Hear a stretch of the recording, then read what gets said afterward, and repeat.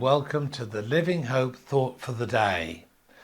Today we've made our journey through a number of books and we found our way to the book of Ruth. Ruth is a Moabite, and yet she's going to enter into incredible blessing with the people of God.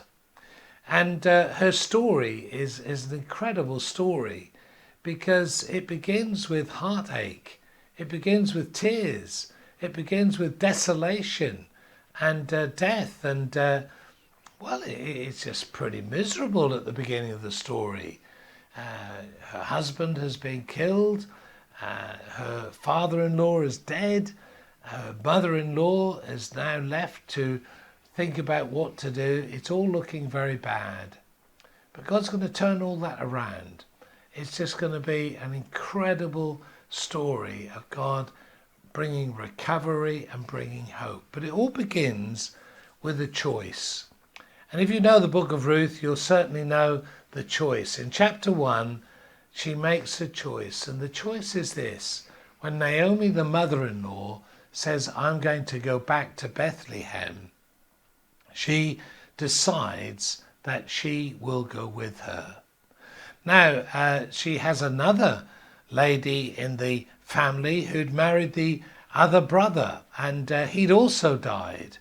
And so they're both widows, and we don't quite know how long they'd been married, but they didn't have children.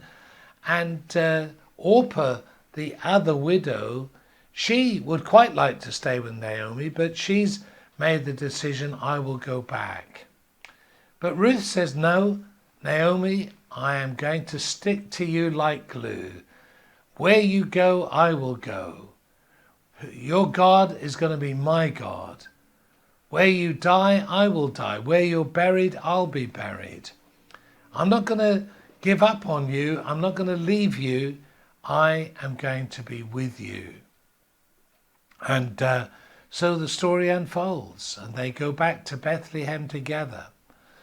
Bethlehem is the house of bread, and it's a very special place. Of course, it's the place where Jesus will be born.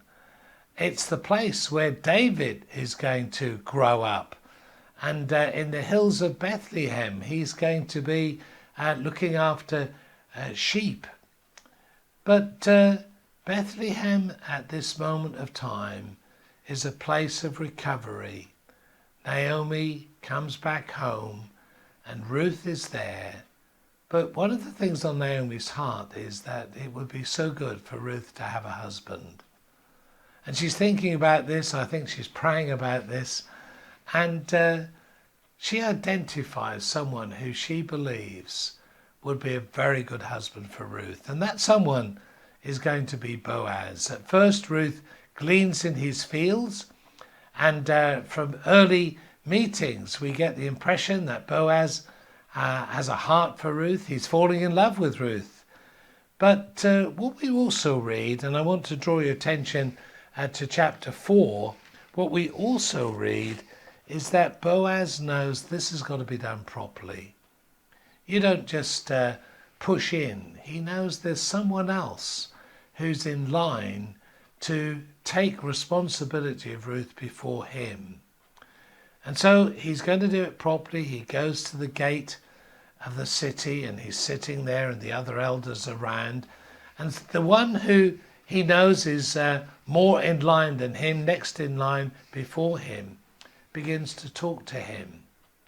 And he begins to talk about, well, you know what's happened. Naomi is back, and someone is needed to pick up her land and to care and look after things. And then he says this, and also, of course, there's the young Moabite who's come to live with Naomi. It's Ruth, and you're going to have to look after her as well.